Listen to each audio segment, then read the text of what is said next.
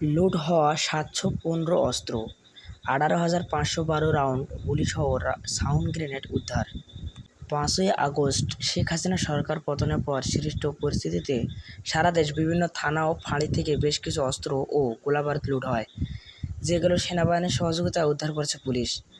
শনিবার police headquarters প্রকাশিত এক সংবাদ বিজ্ঞপ্তিতে জানানো হয়, লুট হয়ে যাওয়া অস্ত্র ও গোলাবারুদের মধ্যে বিভিন্ন ধরনের ৭১৫টি অস্ত্র, ১৮,৫১২ রাউন্ড গুলি, ১,১১৮টি টিয়ার গ্যাস শেল এবং ৭৪টি সাউন্ড গ্রেনেড উদ্ধার করা হয়েছে। উল্লেখ্য, সরকারি চাকরিতে কোটা সংস্কার আন্দোলন থেকে সরকার পতনের দাবিতে শিক্ষার্থীদের ৩৬ দিনব্যাপী আন্দোলন শেষ পর্যন্ত পদত্যাগ করতে বাধ্য হন শেখ হাসিনা। ছাত্রদের এই কোটাবিরোধী আন্দোলন একসময় গণ-অভ্যুত্থানে পরিণত হয়, যার ফলে গত ৫ই আগস্ট দুপুরে প্রধানমন্ত্রীর পদ ত্যাগ করে বিদেশে পালিয়ে যান শেখ হাসিনা।